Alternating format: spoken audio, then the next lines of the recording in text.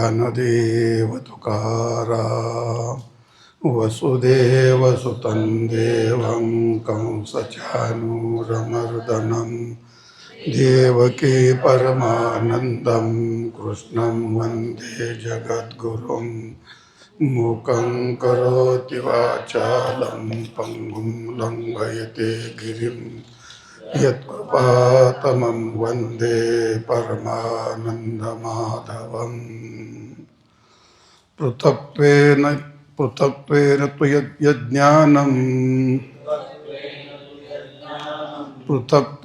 तु यज्ञानं नानाभावान्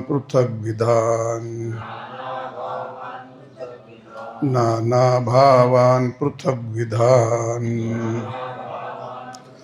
वेत्ति सर्वेषु भूतेषु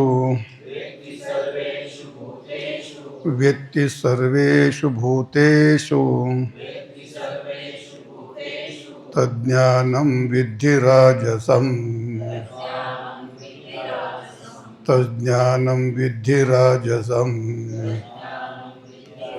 पृथक्त्वेन तु यज्ञानं नानाभावान् पृथग्विधान् वेत्ति सर्वेषु भूतेषु यत्तज्ज्ञानं विद्धि राजसम्।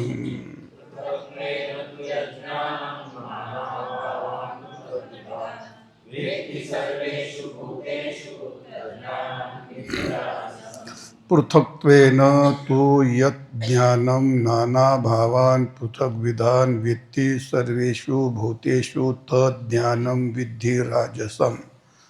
अन्वय असा आहे तो परंतु सर्वेषु भूतेषु पृथक्विधान् नानाभावान् पृथक्त्वेन वेत्ति तज्ज्ञानं राजसं विद्धि। ते ज्ञान किंवा राजसम तज्ज्ञानं राजसम विद्धि। अर्थ असा आहे परंतु म्हणजे सात्विक ज्ञानापेक्षा सात्विक ज्ञानाच्या व्यावृत्त्यर्थ सात्विक ज्ञानाची व्यावृत्ती करण्याकरता तो शब्दाचा प्रयोग केला आहे।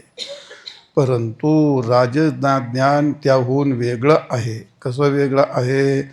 सर्वेषु भूतेषु वरच्या प्रमाणेच तिथं अविभक्तेषु विभक्तेषु आणि सर्व भूतेषु जे आलेलं आहे ते जड चेतन असेल किंवा आस्तंभापर्यंत कीटामुंगीपासून ब्रह्मदेवापर्यंत सर्व भूतामध्ये काय केलं? सर्व भूतामध्ये पृथग्विधान नानाभावान पृथक्त्वेन सर्व भूतामध्ये वेगळ्या वेगळ्या रूपाने वेगळ्या वेगळ्या भावाने पृथक्त्वेन वेगळ्या वेगळ्या रूपाने या ठिकाणी व्यक्ती असं ते वेगळं वेगळं जे जाणतात असं ते ज्ञानम असं जे ज्ञान आहे तज्ज्ञानम ते ज्ञान राजस आहे असं तू समज।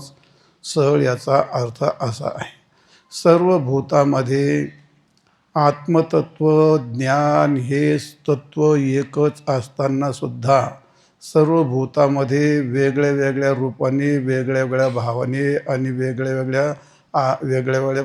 वेगळ्या रूपाने पाहिल्या जातं त्यालाच राजस ज्ञान असे म्हणतात असा श्लोकाचा सरळ अर्थ आहे। कालच्या याच्यामध्ये काय सांगितलं तर सर्व भूतामध्ये जो परमात्मा आहे तो सर्व भूतामध्ये अविभक्तेषु विभक्तेषु जो परमात्मा आहे तो अव्ययभावम एकम असं जे ज्ञान आहे ते ज्ञान सात्विक आहे। थोडक्यात सर्व भूतामध्ये आत्मतत्व हे एकच आहे अव्यय आहे आणि ते जे ज्ञान आहे ते सात्विक ज्ञान आहे। असं जे जाणतं असं जो मानतो त्या ज्ञानाला सात्विक ज्ञान असे म्हणतात। आणि या राजज्ञानामध्ये काय आहे तो सर्व भूतामध्ये काय पाहतो तो सर्व आत्मतत्वही वेगळं वेगळं आहे असं पाहतो त्यांचे भावही वेगळे वेगळे आहेत असं पाहतो आणि असं वेगळे रूपाने पाहणं त्या ज्ञानाला काय म्हणतात राजस ज्ञान। एका शब्दात जो अखंड रूप जे ज्ञान अखंड रूपाने जाणते त्या ज्ञानाचं नाव आहे सात्विक ज्ञान। आणि जे ज्ञान भिन्न भिन्न रूपाने जाणते त्या ज्ञानाचं नाव आहे राजज्ञान. समजलं? चला पुढे. जे ज्ञान अनेकात एक पाहते आणि जे ज्ञान अनेकात अनेक पाहते, दोघातला फरक. जे ज्ञान अनेकात एक पाहते ते सात्विक ज्ञान असतं आणि जे ज्ञान अनेकात अनेक रूपाने पाहतं ते राजज्ञान असतं. वास्तविक पाहता ज्ञानात कोणत्याही प्रकारचा फरक नसतो. म्हणजे ज्ञानात फरक नसतो. वृत्ती एकच असते, ज्ञानही एकच असतं. ज्ञानाचा विषयही एकच असतो. ज्ञानाचा विषय काय आहे? आत्मतत्व. आत्मतत्व जाणायचे. आत्मतत्व काय भिन्न भिन्न होत नाही, ते एकच असतं. आणि जी वृत्ती असते ती वृत्तीसुद्धा काय आहे? एकच असते. वृत्तीतही कोणत्या प्रकारचा भेद नाही. भेद वृत्तीतही नाही, भेद ज्ञानातही होत नसतो आणि भेद ज्ञानाचा विषय आत्मा त्यातही होत नसतो. मग भेद होतो कशाने? ज्या वृत्तीमध्ये गुणाचा प्रवेश झाला का गुणाच्या भेदाने ज्ञानाचाही भेद होतो आणि ज्ञानाच्या विषयाचाही भेद होतो. म्हणजे भेद हा सर्व गुणावर अवलंबून आहे. आणि म्हणून गुणाचा भेद, गुणाची विलक्षणता आली की त्यात स्वभावाची विलक्षणता येते आणि गुणाची विलक्षणता आली का त्यात आकाराची विलक्षणता येते, त्यात विकाराची विलक्षणता येते. आणि ते आकार विकार हे जे सगळे विलक्षण नाम भेद आहे, आकारात भेद आहे, विकारात भेद आहे, ज्ञानात भेद आहे, काय म्हणतो ज्ञानाच्या विषयात भेद आहे, तो भेद ही सगळी कला एका गुणाची आहे. एका राजस गुणाने केलं आहे. नाही तर सगळं आत्मा सगळ्यांचा सारखा आहे, पण तो सगळ्यांचा सारखा आत्मा ते ज्ञान पाहू देत नाही. त्याला ते ज्ञान म्हणतं नाही नाही वेगळे वेगळे सगळे हे. मग त्यात म्हणून ते ज्ञान राजस होतं ना ते. कारण का? रजोगुणाचा स्वभावच असा आहे. रजो रागात्मकम विद्धी. रजोगुण हा क्रियात्मकच असतो, तो भेदच करणारा असतो. म्हणून त्या ज्ञानाने त्याने असा भेद केला आहे असं. आणि म्हणून नाना भावान पहिली गोष्ट जे ज्ञान आहे ते ज्ञान त्या ज्ञानाच्या द्वारा त्या ज्ञानाने सर्व भूतामध्ये भिन्न भिन्न प्रकारच्या जे भाव आहेत त्यांना वेगळं वेगळं रूपाने जो जाणतो ते ज्ञान राजस आहे. तर वेगळं काय जाणतो तो? तर त्याचे आकारही वेगळे जाणतो, त्याचे विकारही वेगळे जाणतो, त्याचे भावही वेगळे जाणतो. एकूण पाहिलं तर सर्व भूतामध्ये सर्वत्र सर्व रूपाने भेद पाहणं याचंच नाव आहे राजज्ञान. असं आहे. वृत्तीत गुणभेदाने भेद होतो, ज्ञानात वृत्तीत कोणताही विकार नसतो, पण त्यात सगळ्यात भेद करणारा हा गुण असतो. हे सगळं एकच असताना पण मग आता विचार जर केला तर आकाशात कोणताही भेद नाही. आकाशात कोणता भेद नाही आणि आकाशात सर्व भेद आहेत. भेद पाहतो तो कोण पाहतो आणि अभेद पाहतो तो कोण पाहतो? वास्तविक आकाशाला कोणता आकार नाही, पण आकाशाला जशा उपाध्या लागत्या. आकाश चौकोनी पण होतं, आकाश गोल पण होतं, आकाश अत्यंत संकुचित पण होतं, आकाश एवढं मोठं पण होतं. आकाशात कोण पण मग आकाश या उपाधीत आलं का घट आकाश हेच घटाचं आकाश हे तेच आकाश खरं आहे. त्या आकाराला सत्य मानतो. आणि हे 100 आकार असले तरी त्या आकारामध्ये असणारं आकाश हे अखंड आहे. आकारामध्ये नाना आकार असतात. मग आता घटाने पण आकाश संकुचित केलं असतं, मठाने पण आकाश संकुचित केलं असतं, एखाद्या स्टीलच्या भांड्याने पण आकाशात संकुचित केलं असतं. मग आता काही उपाध्या स्टीलच्या असू शकतात, काही खापराच्या असतील, काही लाकडाच्या असतील, काही माती दगडाच्या असतील. ह्या उपाध्या भिन्न भिन्न असल्या तरी त्यात आकाश हे अखंड आहे आणि एक आहे असं जे ज्ञान जाणतं त्याला सात्विक ज्ञान म्हणा. आणि त्या उपाधीनेच उपाधीच महत्त्वाची आहे. उपाधीमुळे आकाशाचा भेद आहे तो जाणत नाही, मुळात आकाशाचाच भेद आहे तो. का? मग त्याने त्या आकाराला हा मातीचा आकार आहे त्यावर त्या मातीच्या आकारावर त्यांनी आकाश पण त्यातच धरलं. स्टीलचा आकार आहे त्यांनी आकाश पण त्यातच धरलं. म्हणजे तो आकाराच्या भेदाने आणि त्या विकाराच्या भेदाने आकाशातही भेद मानतो. त्याचं नाव असतं राजज्ञान. लक्षात आलं तुमच्या? आकार विकार भेदाने आकाशाचा भेद सत्य मानतो, हे सगळ्यात महत्त्वाचं आहे. भेद तर सात्विक ज्ञान आहे, भेदच मानतं, पण ते काय म्हणतं औपाधिक भेद आहे. हा उपाधीमुळे भेद झाला आहे, मुळात वास्तविक तो भेद नसतो. आकाशाला कोणताही आकार नसतो, वायूला कोणताही आकार नाही, वायू अखंड असतो. अग्नीला कोणताही आकार नाही, अग्नी अखंड असतो. जलाला कोणताही आकार नाही, जल अखंड असतं. पण जलसुद्धा ज्या ज्या उपाधीत बाटलीत भरलं तर ते लांबकुळं होईल, आणि एखाद्या ट्यूबमध्ये भरलं तर ते गोल होईल, आणि त्या सायकलच्या गाडीच्या टायरमध्ये भरलं तर ते असं गोल होईल. हवा आपलं पाणी पाणी पण तसंच होईल ना. म्हणजे जल तुम्ही ज्या उपाधीत भरलं तितकं ते होईल. पण राजज्ञान पाणीच गोल मानतोय. राजज्ञान म्हणतो पाणीच गोल आहे. राजज्ञान असं जाणतं पाणी गोल आहे, टायरमधलं पाणी अरे पण ते टायरामुळे झाले. आणि म्हणून पाण्याला कोणता आकार असू शकत नाही. अग्नी पण तसाच होतो. अग्नी ज्या उपाधीत गेला त्या उपाधीत तुम्हाला ट्यूबमध्ये जर वीज गेली तर ती लांबकुळी दिसते, आणि बल्बमध्ये पाहिली तर ती गोल दिसते. मग आता वीज काय गोल आणि लांबकुळी होते का ती? पण राजस ज्ञान त्या उपाधीच्या बरोबर त्या लाईटीला सुद्धा तसाच आकार आहे, ते सत्य असं समजतं. त्यामुळे ते ज्ञानाला राजज्ञान असं म्हटलेलं आहे. आणि म्हणून याला कोणत्याही आकारनं जशी उपाधी होते तसं ते बनतात. तसंच आहे आत्मतत्व. आत्मतत्व मुंगीचा देह असला तर त्यात छोटा वाटणार, हत्तीचा देह त्यात त्याला मोठा वाटणार, आणि अजून काय मध्यम आहे तो त्याला मध्यम वाटणार.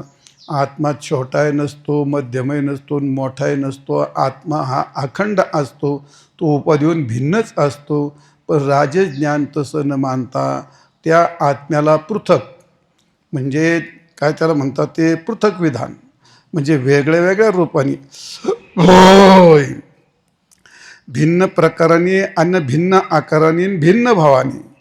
मग तो आकाराला भिन्न भावाने न पाहता त्या आकारामध्ये असणारं आत्मतत्व त्यालाच भिन्न भावाने पाहत होतो. आकार भिन्न जरूर असतात, आकाराला भिन्नत्वानेच जाणायचं असतं, पण आकाराबरोबर त्यात असणारं जे अधिष्ठान ते त्याहून भिन्न आहे असं समजणं तर ते सात्विक ज्ञान झालं असतं. पण आकाराबरोबर त्यातला अधिष्ठान त्याचाही तसाच भिन्न भिन्न आकार आहे असं समजणं त्यालाच राजज्ञान असं म्हणतात.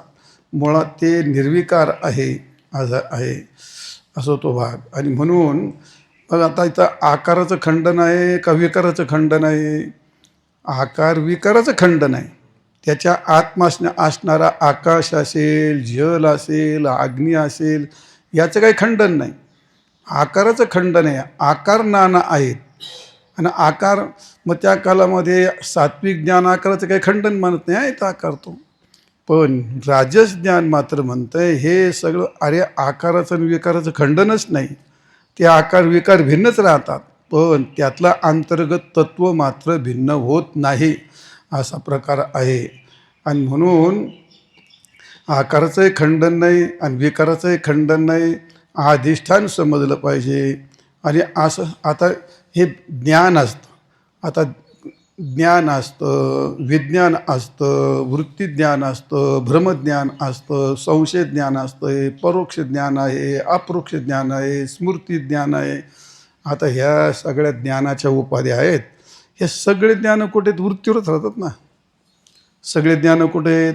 वृत्तीवरतीच राहतात. मग या ज्ञानाला एवढे नावं आले, त्या वृत्तीमध्ये चिदाभासच आहे ना. सगळ्या ज्ञानामध्ये त्या वृत्तीमध्ये चिदाभासच आहे. पण मग काय झालं, जेव्हा त्या वृत्तीचा विषयाशी संबंध येत नाही म्हणून त्या ज्ञानाला परोक्ष संज्ञा आली.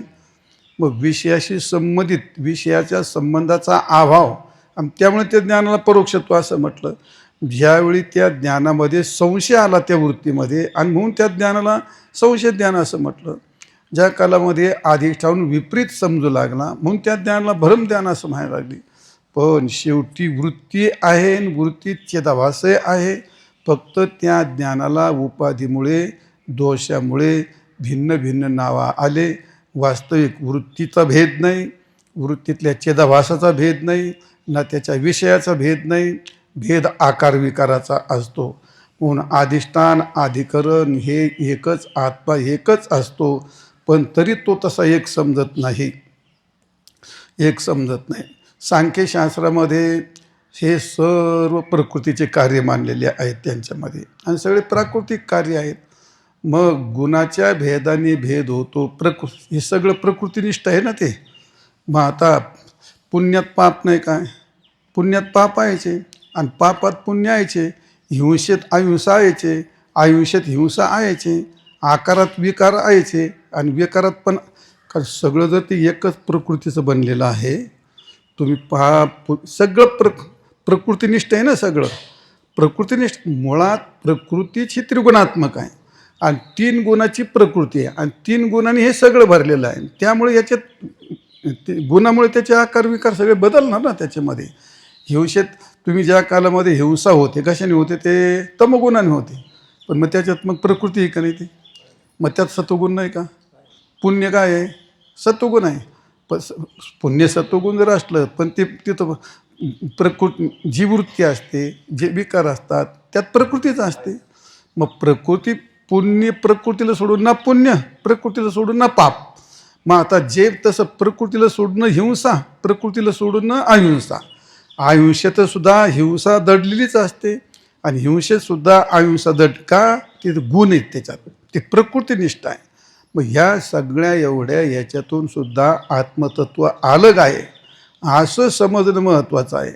तुम्ही जर त्या प्रकृती सांख्याप्रमाणे सगळं प्रकृतीच करते असं जर तत्त्वज्ञान मानलं, तर मग हे सगळं असं एकत्र करून त्याचं भिन्न भिन्न पाहिलं जाईल. म्हणून राजस ज्ञान जे असतं ते असं आहे. ते मग मी तर काय म्हणलं, येन ज्ञानेन वित्ती, असं नाही. या ज्या ज्ञानाने पाहिलं तर असं नाही म्हटलं ना, यद ज्ञानम तज्ज्ञानम. जे ज्ञान असं आहे ते ज्ञान तसं आहे.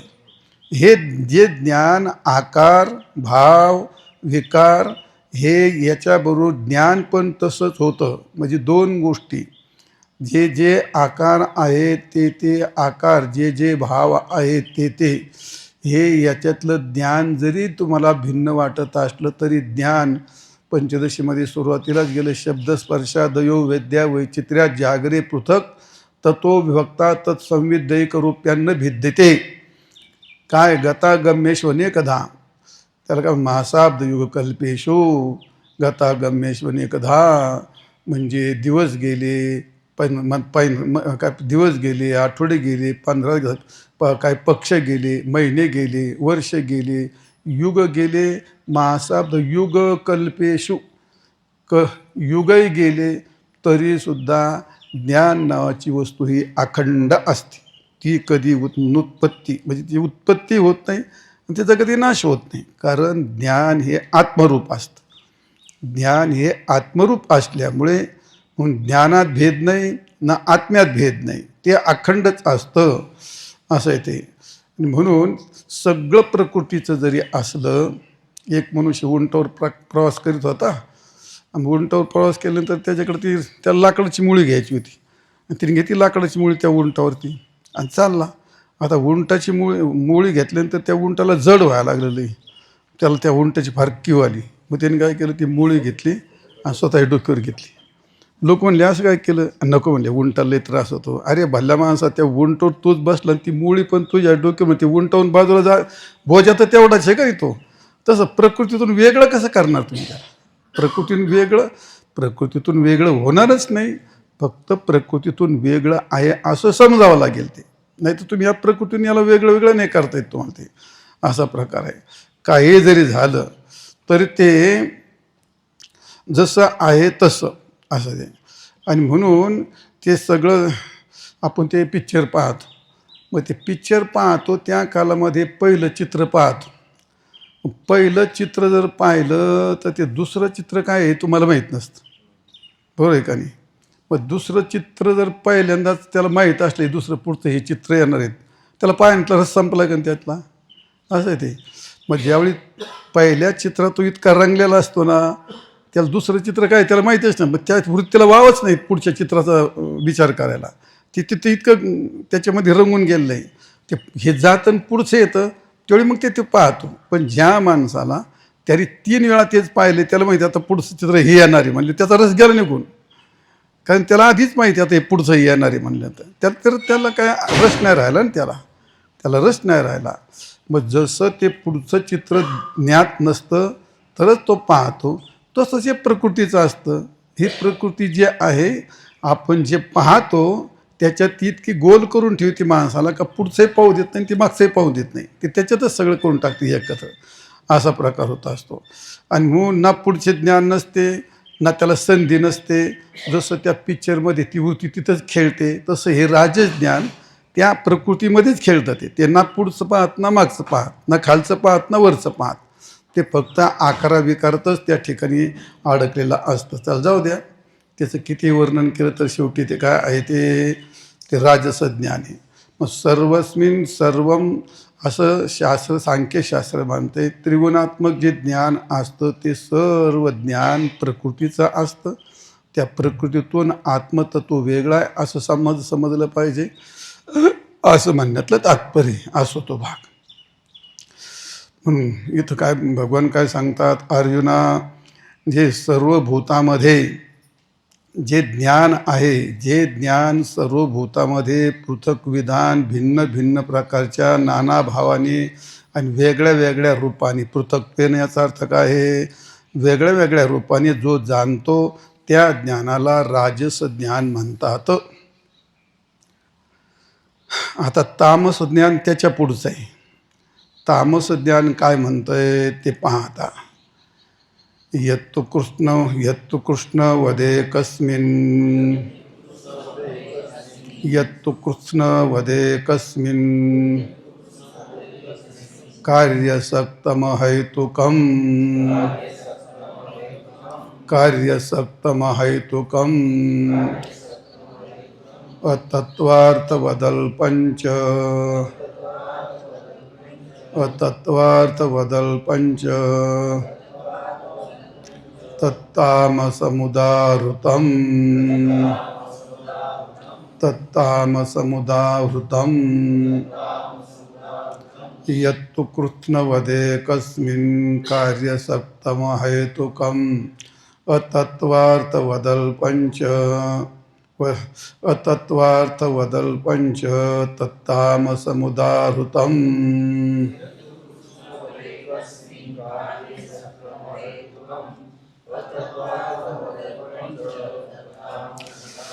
यत्तु कृष्णवत् एकस्मिन् कार्यसक्तम् अहैतुकम् अतत्वार्थवत् अल्पञ्च तामसम उदाहृतम असे पद आहेत.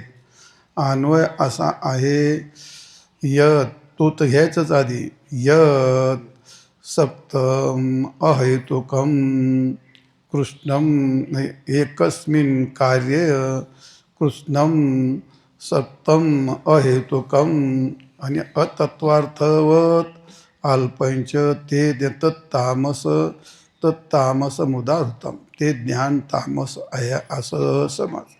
अर्थ असा आहे, यत नाम जे, तू म्हणजे परंतु, परंतु म्हणजे सात्विक ज्ञान आहे, राजस ज्ञान आहे, त्याहून अत्यंत विलक्षण जे ज्ञान आहे ते तुला मी आता सांगतो. सात्विक ज्ञान कशाला म्हणतात ते तुला सांगितलं, राजस ज्ञान कशाला म्हणतात ते तुला सांगितलं.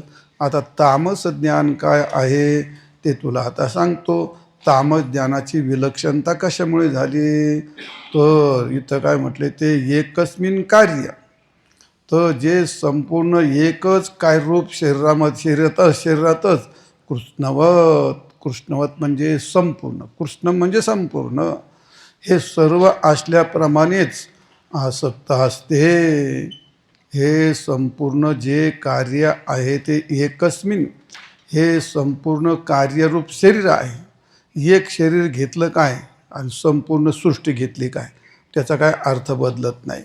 तर हे सर्व एकच असल्यामुळे तिथं असक्तम, तर त्या ठिकाणी आपलं सक्तम म्हणजे काय, ते आसक्त असणे.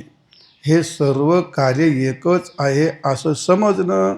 आणि मग त्याकरता त्याला 3 विशेषणे दिलीत, अहेतुकम, अतत्वार्थम, अतत्वार्थवत आणि अल्प, असे ध्यानाला 3 विशेषणं दिली आहेत.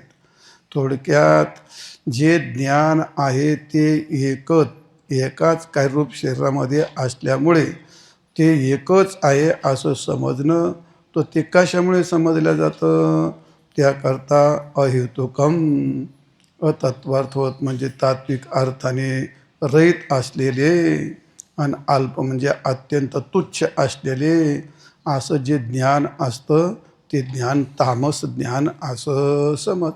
सरळ अर्थ असा आहे त्याचा, जे ज्ञान एका कार्यरूपी शरीरातच परिपूर्णासारखे आसक्त असते असं जे ज्ञान असतं ते ज्ञान, त्याला कोणत्याही प्रकारची युक्ती नाही आणि त्यात कोणत्याही प्रकारची तात्विकता नाही. ते असं ज्ञान अत्यंत तुच्छ असतं. 3 विशेषणं देऊन तामस ज्ञानाचं वर्णन या ठिकाणी भगवंतांनी केलं आहे. आणि ते कशामुळे? तर कार्यरूपी जे शरीर असतं म्हणजे थोडक्यात संपूर्ण कार्य आहे त्या कार्यातच सगळं एकच आहे असं समजणं. मग ते ज्ञान त्याला म्हणतात तामस ज्ञान. थोडक्यात जे ज्ञान विपरीत ज्ञान असतं असं विपरीत ज्ञान. ज्ञानाची विपरीतता, जे ज्ञान तत्वापेक्षा अत्यंत विपरीत आहे. थोडक्यात प्रकृती कार्यालाच आपलं स्वरूप समजणे. एका शब्दामध्ये प्रकृतीचं कार्य आहे त्यालाच आपलं स्वरूप समजणं, शरीरालाच आत्मा समजणं, ही जी गोष्ट आहे ती 4 वाकाच्या मताप्रमाणे असते. त्याला काय देह खंडानाम आत्मा ईश्वर पाषाण प्रतिमा आणि या पर्वती प्रमा ढळोची नेते असं म्हटलं त्यांनी. थोडक्यामध्ये परमात्माचा देह खंडानाम आत्मा, जो देहालाच आत्मा समजतो. मंदिरामध्ये मूर्ती असते तो तेवढ्यालाच ईश्वर समजतो. देह खंडानाम आत्मा. ईश्वर पाषाण प्रतिमा, दगड आहे मंदिरातला पाषाणाची मूर्ती, तो देव तेवढाच समजतो. आणि आपलं शरीर आहे आत्मा हा तो त्याला तेवढंच समजतो. आता याबद्दल प्रत्येकाचे मत फार वेगळे वेगळे असतात. आज आहे काहींनी आत्मा सूक्ष्म मानला, काहींनी सावयव मानला, काहींनी मध्यपरिमाण मानला आणि काहींनी आकारालाच आत्मा मानला. आता 4 वाक हे शरीरालाच आत्मा मानतात. दिगंबर हे सावयव मानतात, म्हणजे जेवढं शरीर असेल तेवढं मध्यम परिमाण. मुंगी शरीर असलं का आत्मा एवढा होतो आणि हाती शरीर असलं का आत्मा एवढा होतो. आता हे प्रत्येकाचे मतं वेगळे. पण हे सगळे मतं असले तरी 4 वाकाचं जे मत आहे थोडक्यामध्ये आकार शरीरालाच आत्मा म्हणतात.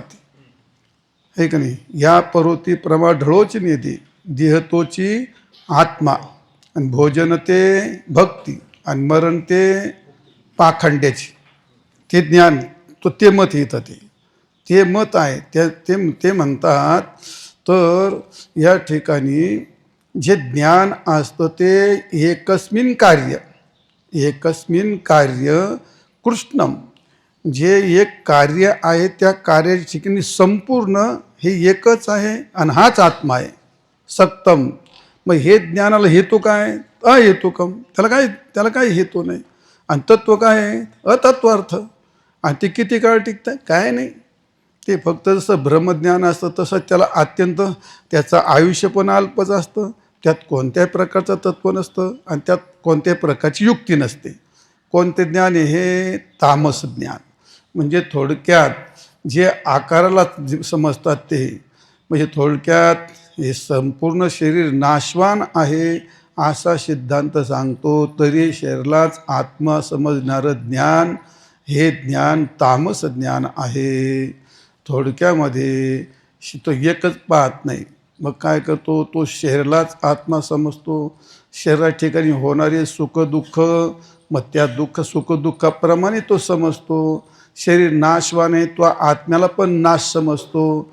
मग आता शरीराची गोष्ट, शरीराची उत्पत्ती होती म्हटल्यानंतर सर्व कार्य जर एकच आहे, एकस्मिन कार्य सक्तम, सगळं कार्य हे एवढंच आहे, तर शरीराची उत्पत्ती होते म्हणजे तो आत्म्याची उत्पत्ती होतो हे मानतो. शरीरामध्ये उत्पन्न झालं तर त्यात सुखदुःखाचे विकार होतात, म्हणजे आत्मासुद्धा विकारी होतो असं ते मानतात. त्याच्यानंतर आत्म्याच्या ठिकाणी सुखदुःख येतात, तर ते सुखदुःखसुद्धा आत्म्यालाच होतात असं तो मानतो. आणि शेवटी शरीराचा नाश होतो, आत्म्याचा पण नाश होतो असं तो मानतो. ते ज्ञान आहे तामस. ते ज्ञानाच्या नंतर तुम्हाला सांगतो. पण असं मानणं त्याला तामज्ञान म्हणतात. थोडक्यात शरीराच्या उत्पत्तीत आत्म्याची उत्पत्ती होते, शरीराच्या विकृतीत आत्म्याची पण विकृती होते, आणि शरीराच्या नाशात आत्म्याचा पण नाश होतो. असं त्याचं जे मानणं आहे, तर ते मानणं त्याला युक्ती कोणती? तर युक्ती कोणतीच नाही. मग त्याला काय म्हणतात? कारण काय? तर कारण कोण? अहेतुकम. त्याला कोणतंही कारण नाही, त्याला कोणतीही युक्ती नाही.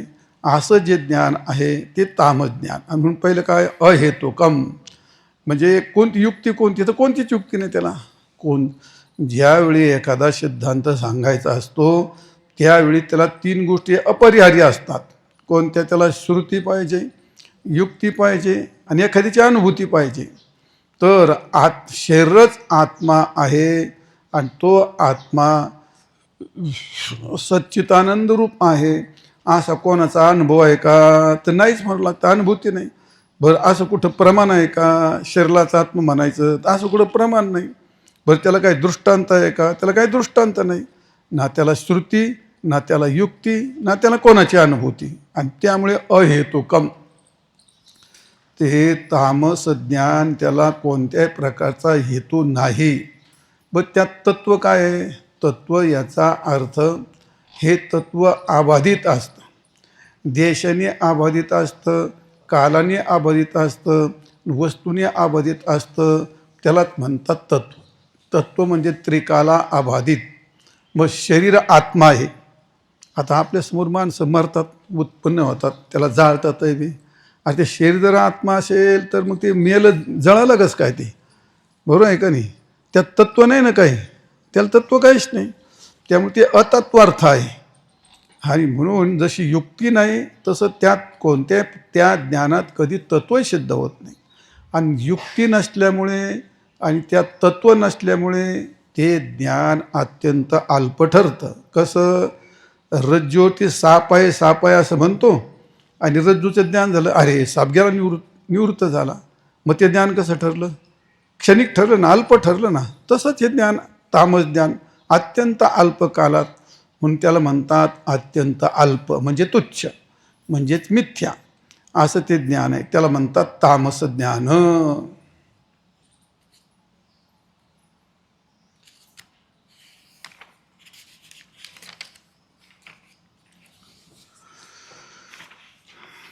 नियतं संगरहित, नियतं संगरहित, मरागद्वेषतकृतं, मरागद्वेषतकृतं, अफलप्रेप्सुना कर्म, अफलप्रेप्सुना कर्म, यत्तत् सात्विकमुच्यते, यत्तत् सात्विकमुच्यते. नियतं संगरहित, मरागद्वेषतकृतं, अफलप्रेप्सुना कर्म, यत्तत् सात्विकमुच्यते.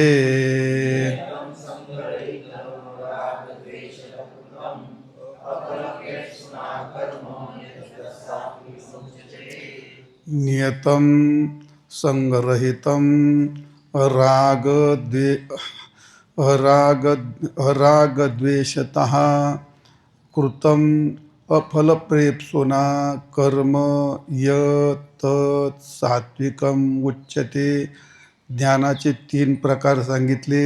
आता कर्माचे 3 प्रकार सांगायचे.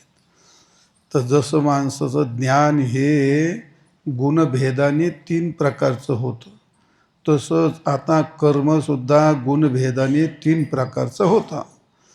आता कोणताही मनुष्य असला तर त्याच्याकडून बरं वाईट, योग्य अयोग्य, नित्य नैमित्तिक, काम्य प्रायश्चित्त, नहि देहभृतां शक्यं कर्मानुशेषतः. म्हणजे देह धारण करणाऱ्या माणसाला कर्म टाकणं हे केव्हाही कधीही शक्य होत नाही. तो कर्म करतोच अन करीतच राहतो. कर्म करण्याकरता कर्म करूनच तो जन्माला आला आहे आणि कर्म करण्याकरता त्याचा जन्म आहे. आणि कर्म करता तो मरण्याकरताच कर्म करतो, मरून जन्मण्याकरताच कर्म करतो आणि जगण्याकरता पण कर्म करतो.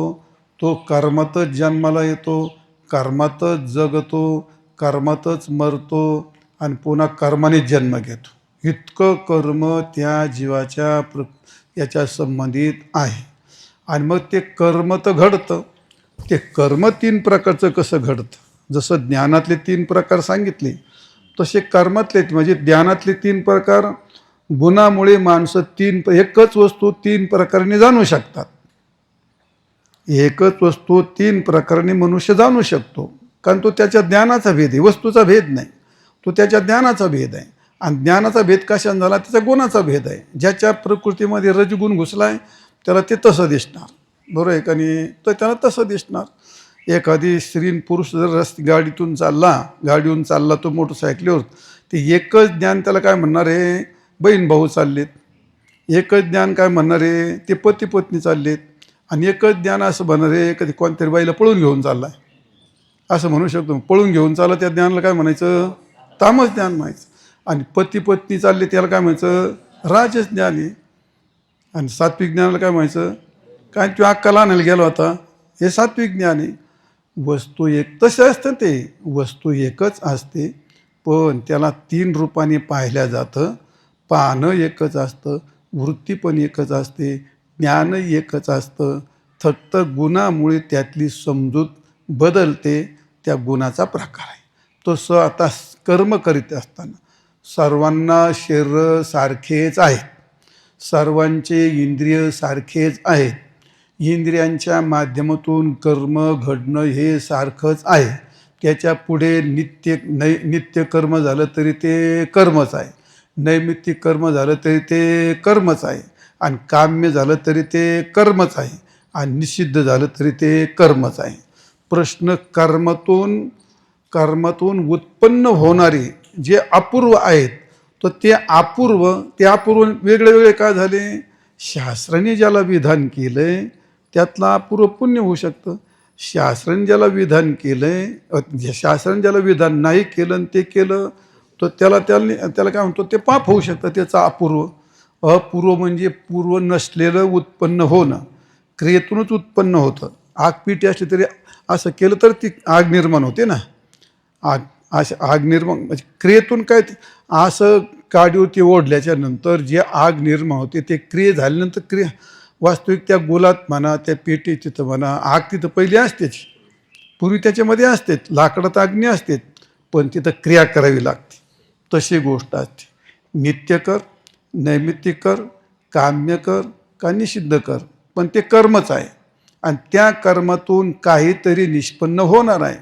तर ते कर्म करत असताना त्यात कर्म करतो ते सात्विक कर्म कसं काय, मग तर कर्म सात्विक असतं का, कर्म सात्विक नसतं. मग कर्म राजस असतं का, कर्म राजसच नाही. आणि हा करताय पण का राजस नाही, कर्म राजस नाही, कर्म सात्विक नाही, कर्म तामस नाही, कर्म क्रियाच असते. सर्व आधीच तुम्हाला सांगितलं, करणारे इंद्रिय सगळे सारखेच असतात. सर्वांचे इंद्रिय हे सत्वगुणीच असतात, कारण ते शुद्ध सत्वापासूनच उत्पन्न झालेले असतात. आणि सर्व कर्म हे क्रियात्मकच असतात. कोणते कर्म करा, मग त्यात फक्त एकच आहे.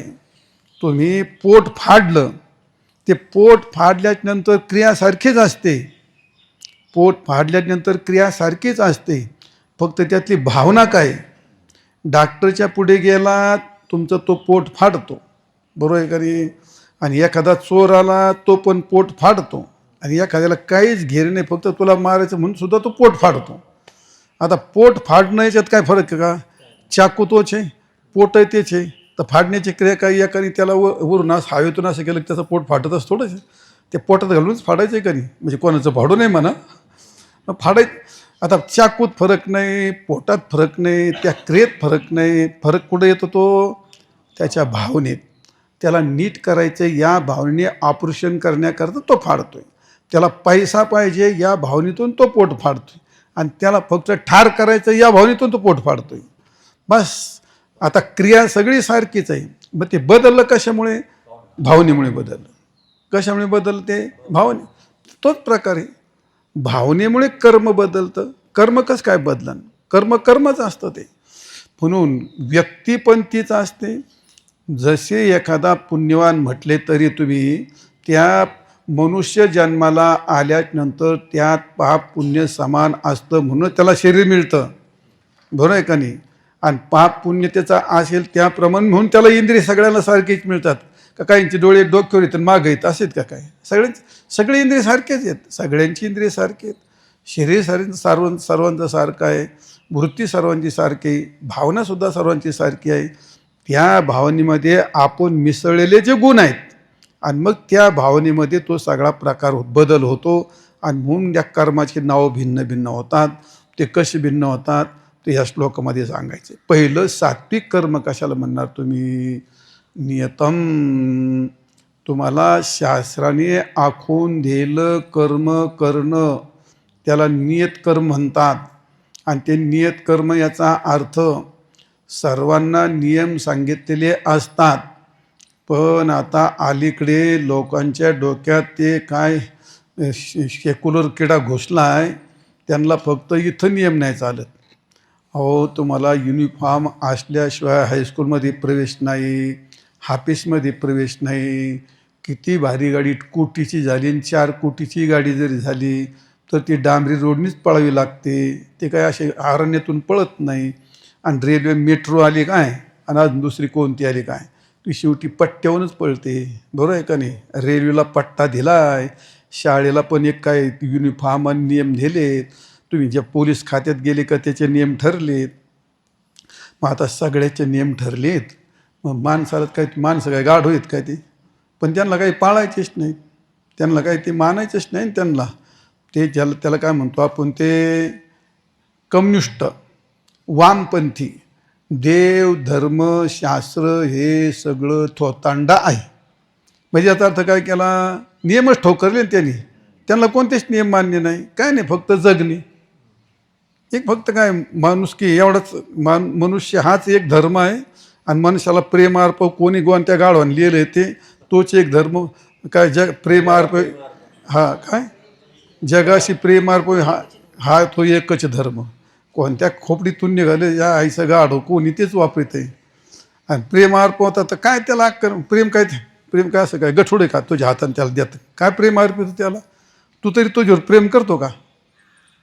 मग याचा अर्थ मनुष्य जीवन म्हटलं का त्याला कुठली तरी चाकुरी येते. जितकी जितकी चाकुरी तोडाल तितका तितका विनाश होईल. बाईनी चाकुरी सोडली, पावला पावलाला मारायला लागल्यात, मरा. कोण तुम्हाला आता चाकुरी सोडली ना? चाकुरी सोडल्या तुम्ही. आता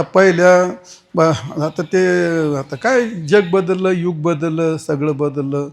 पहिली बाई कुठं डोळे वासून पाहिलं का तिने वर पण नाही पाहायचं. गोष्ट खरी होती, त्याचा त्रासही असेल त्यांना, तो होताय बी तो आम्ही पाहिले उघड्या डोळ्यांनी. पण जीवन सुरक्षित होतं, जीवन सुरक्षित होतं. आज जे कोणाला मानायचंच नाही, ना एक मानायचे ना बाप मानायचं, नवरा तर नवरा करायचाच नाही, विषयच मिटला. आज याच्याबरोबर उद्या त्याच्याबरोबर, आज याच्याबरोबर गेली त्याला बरं वाटलं, उद्या त्याच्याबरोबर गेली, याला रागाला टाकली कापून, मेली. इतक्या मरत येत आणि साध्या नाही मरत त्या. डॉक्टर इंजिनियर गोऱ्या गोमट्या अशा पाहिलं का त्याच्या ते ऐकलं का खूप वाईट वाटतं. याच्याकरता शिकलेत काय पुरी, आणि याच्याकरता जन्माला आलेत का? अनियतम. नियत नाही केलं ना त्यांनी, अनियतम.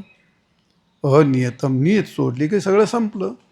मग त्या तुमच्या जीवनाला प्रत्येक शास्त्राने प्रत्येकाला वर्ण का पाडले, आश्रम का झाले, त्यात प्रत्येकाचे धर्म कर्म वेगळे वेगळे का मानले? फक्त यातला एकच हेतू आहे, आपलं जीवन सुरक्षित राहावं. आपलं जीवन सुरक्षित राहावं. पुढे उत्पन्न होणारी संतती ही सुरक्षित जन्माला यावी. आणि म्हणून त्या समाजातलेच ते लग्न का मानले जातात? ते समाज यांनी कोणी किती काय म्हणतो, कोणते पक्ष आनंद, समाज तो त्याच्या ढंगाने चालतो. ते कोणाच्याच बापाला ऐकत नाही. आता मी लहानपणापासून ऐकतोय आणि सगळे हे हरामखोर आता तोंड नाही धड सगळे तेच म्हणतात ज्या ती आता नष्ट झाली पाहिजे, ज्या ती आता खंडन करायची, ज्या ती फार धिंगाणा होतो. आणि हेच हरामखोर सगळे ते मराठ्याचा मोर्चा, माळ्याचा मोर्चा, धनगराचा मोर्चा हे सगळे बूथ बांधतात. असे बूथ बांधून ठेवले सगळे. आता संतांनी जातीभेद मानलाय, काय म्हणतो या याता याती धर्म नाही विष्णू, पण आचार धर्म का विचार धर्म यातला अजून एकही शब्द कोणी काढलेला नाही. अरे संतांनी विचार धर्म एकत्र मानलाय. तुम्हाला भक्ती करण्याकरता, विचारा करण्याकरता सगळे एकत्र या. आणि ते कोणत्या त्यांच्यानी आपला आचार, असा आचार एकत्र सांगितलं का तुकारामाची कुणाला का सगळ्यांनी एका ताटात जेव, सगळ्यांनी एकच बायको करावी का एका बाईने सगळी एक नवरे कर, असं कुठं आचारात कुठं आलंच नाही ना हे. मग संतांनी जो जातीभेद मानला नाही तो कुठं मानला? विचारात मानला नाही. विचारात मानलं नाही. भक्ती म्हणजे काय? आचार नाही. भक्ती सगळ्याला एकत्र करता येते. तत्त्वज्ञान सगळ्याला एकच समजता येतं. तत्त्वज्ञान सगळ्याला एकत्र ऐकता येतं आणि भक्ती सगळ्याला एकत्र करता येते. सिद्धांत सगळ्याला एकत्र समजता येतो. पण सगळ्यालाच एकत्र एका घरात राहायचं नाही. सगळं काय जाती आता नष्ट, समान धर्म, सगळं समान धर्म काय. आणि मग नियतांचा काय अर्थ राहिला? मग गीतेचं तर नियतांचा काय अर्थ राहिला? नियत याचा अर्थच नेमून दिलेले कर्म. शास्त्राने तुमच्याकडे नेमून दिलेले कर्म करणे हा एकच भाग झाला. त्याच्यानंतर पुढचं सांगतो मला नियतम. आणि मग आता ते नियतम कर्म करायचं एवढं झालं तुम्हाला.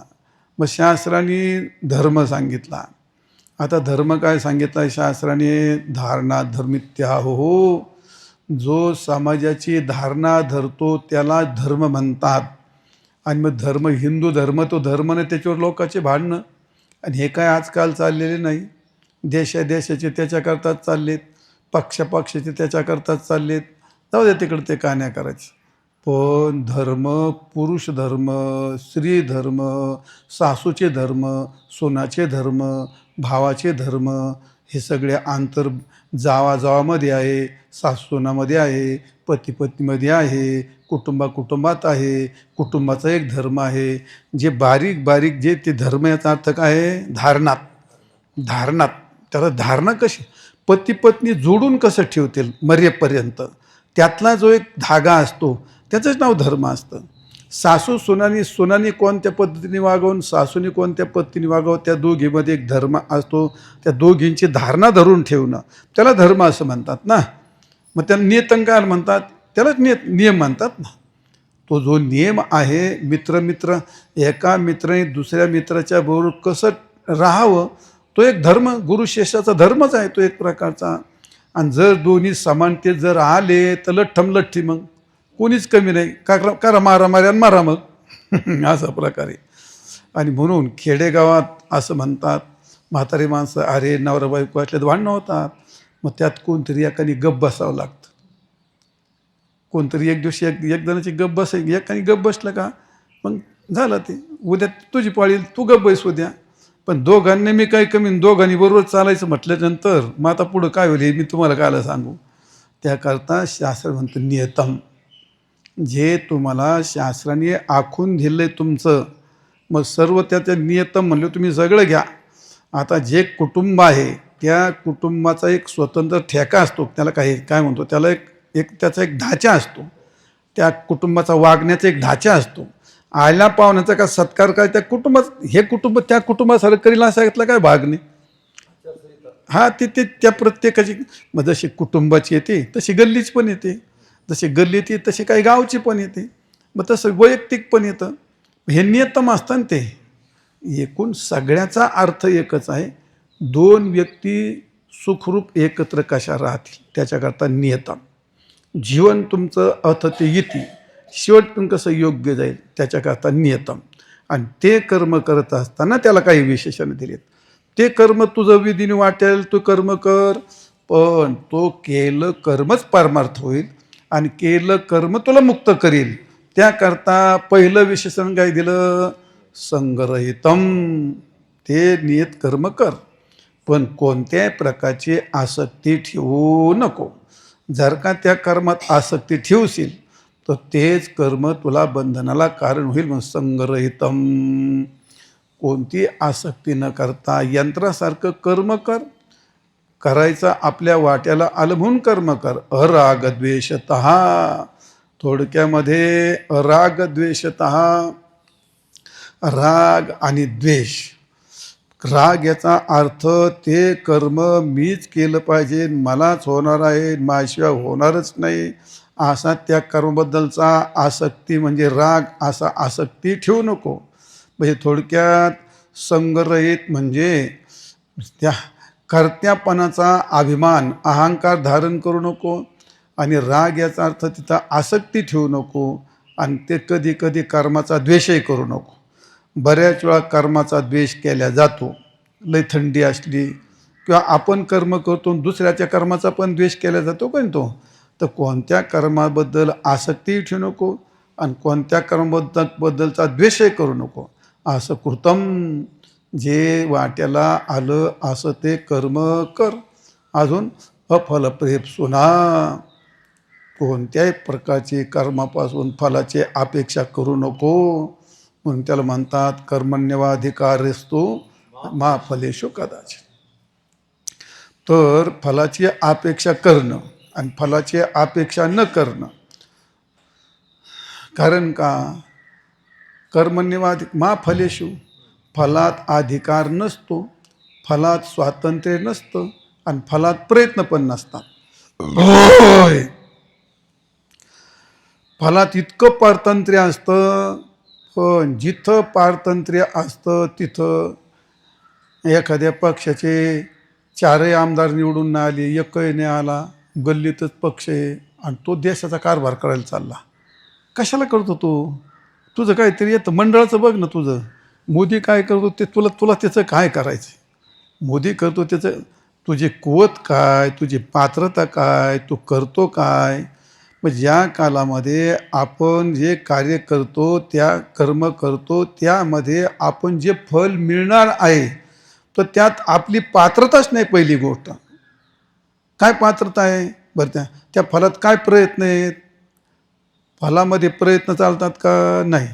बरं, ते त्यात आपल्याला प्रक्रिया करायची आपली पात्रता आहे का? तर नाही. दुसरी गोष्ट, ते फल खेचून घ्यायची पात्रता आहे का? नाही.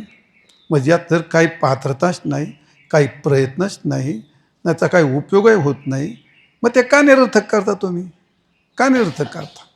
कोणतंही कर्म केल्यानंतर साधं स्वयंपाक जरी साधा केला तो कसा होणार हे तुम्हाला माहितीच नाही. किती चतुर्बाई असू द्या, माझं सगळं आयुष्य गेलं त्याच्यात. एक दिवस असेल का ते कालून बिघडतच. ते खूप दक्षतेने करू देत तुम्ही, बिघडतं का नाही ते? मग त्याने बिघडावं म्हणून केलं असतं का ते? मग का? तिथं पारतंत्र्य आहे त्याचं, तिथं पारतंत्र्य आहे त्याचं, करण्यात ते स्वतंत्र आहे. मग सगळं, मग कुठं बिघडत कुठं नाही. युद्ध पण बिघडतं, शेतीत पण बिघडतं, नोकरीत पण बिघडतं, स्वयंपाकात पण बिघडतं, पाठातही बिघडतं, कीर्तनातही बिघडतं. बरीच कीर्तनं बरीच बिघडलेलीच असतात बहुतेक. कीर्तन बहुतेक बिघडलेलीच असतात. आणि ऐकणार तर काही घेणंच नसतं. त्याला काय ऐकलं तर बसलाय घडीभर, तो काय करतो त्याचं त्यालाच माहीत नाही. ऐकतोय का नुसतं काय करतोय तो? आता नाही यावं तर काय, पाहुण्याचा कार्यक्रम आहे, लोक नाव ठेवतील, येऊन बसायचं गणपतीसारखं आपलं. काय अभंग चालला का कोणीकडे, त्याला काही घेर नाही, काही घेणं देणं नाही त्याला. अरे बिघडतं, सगळ्याचंच बिघडतं. मग बिघडलं म्हणून तू नाराज होऊ नको आणि चांगलं झालं म्हणून हर्षितही होऊ नको. तुला करायचं ते तू फक्त करीत राहा. फलात कोणत्याही प्रकारे जर तुम्हाला फलात जर तुमचा अधिकारच नाही पोहोचत तर मग कशाला अपेक्षा करतो? अफल प्रेपसुना, कोणती अपेक्षा केली तरी ते तेच घडतं आणि अपेक्षा नाही केली तरी ते तेच घडतं. मस्त मोठा डाळिंबाचा बाग लावला, संत्र्या मोसमाचा बाग लावला, फळं सगळे आले, पण तुझ्या खिशात किती पैसे येणार आहेत हे काही तू ठरवू शकत नाही. प्रयत्नाने बाग आला, प्रयत्नाने फळं आली, चांगले यशपोट केले तुम्ही, पर सगळं तिथपर्यंत झालं. पण ते पैसे तुझ्या हातात किती येणार आहेत हे काही तू ठरवू शकत नाही. कारण का? ते परत हे नेते तिथं कधी भाव पडन का, मध्येच कोण चोर खात आहे त्याला, का मध्येच काय भरोसा नाही ना ते. म्हणजे फलाच्या बाबतीमध्ये जे कर्म केलं त्या कर्मातून जे निष्पन्न होणार आहे त्याच्यात कोणत्याही प्रकारचा फलाची अपेक्षा करू नको, कारण ती अपेक्षा निरर्थक होते. आणि जर तू अपेक्षा केली तर केलेलं कर्म नासून जाईल ते. आणि म्हणून जो सात्विक पुरुष आहे तो कसे कर्म करतो? संग्रहित करतो, राग द्वेष रहित करतो आणि फलाची अपेक्षा न करता करतो. असं जे कर्म करतो त्याला सात्विक कर्म म्हणतात. स्वकर्म कुसुमांच्या विरा, केली पूजा केली अपारा तोषा लागी. भगवत प्रित्यर्थच कर्म करावीत हे जाणत्या माणसाचं काम आहे. पण आता किती जरी जाणून केलं जर, पण मग आता आपण कीर्तन करतो, अभंग पाहतो, चिंतन करतो, सगळं करतो, काय नाही ईश्वर अर्पण करायचं. मग ईश्वर अर्पण करायचं म्हटलं तर तिथं माणसंच नसले, तिथं काही स्वरातच नाही म्हटलं एखाद्याने, तिथं कशाचं नास आणि त्याचा काय भरोसा नाही. पण तिची तयारी काय असते? चांगला कार्यक्रम झाला पाहिजे, म्हणजे आलंच का तिथं. म्हणजे लोकांनी टाळ्या दिल्या पाहिजे, फल आलंच नाही डोक्यात. ते अवघड आहे ना ते. मग ते आहे ना, काय ठीक आहे असेल तसं. तोंडाने जरी मावशी म्हणलं तसं काय नाही, आपलं तसं आता आपलं काय नाही म्हणलं मावशीला गुंडाट असतो तो. आपलं तसं काय नाही, खावं राहू तुमचा सत्कार, आपलं तसं काय नाही, आपलं तसं काय. पण मनात असा डूक धरतो, मायला माझा सत्कार नाही सगळ्याचं केलं पण माझं नाव नाही घेतलं, तसं आपलं काय नसतं. आपल्याला तसं काय नसतं, त्याच्यातच जास्त असतं ते. इतकं प्रकृतीत घुसलेलं आहे ते. आणि जर प्रकृतीत नसतं तर भगवंताला हे पद सांगायची वेळ नसते आली. फलाची अपेक्षा करू नको. फलाच्या प्रकृतीमुळे फलाची अपेक्षा होती, पण तरी तू अपेक्षा होत असली तरी प्रयत्नपूर्वक ती तू टाळ, असं म्हणण्यातलं आहे. कर्म जरूर कर, त्याचा संग धरू नको, त्याचा रागही धरू नको, कर्माचा द्वेषही करू नको, त्यापासून फलाची अपेक्षाही करू नको. आणि मग करायचं तरी काय आला? एवढं काहीच नाही, मग करायचं तरी काय आला? नाही, तू फक्त असं केलं तर त्याचाच तुला मोबदला फार मोठा मिळणार आहे, पुढे फार मोठा मिळणार आहे. असं जे कर्म असतं ते सात्विक कर्म असतं.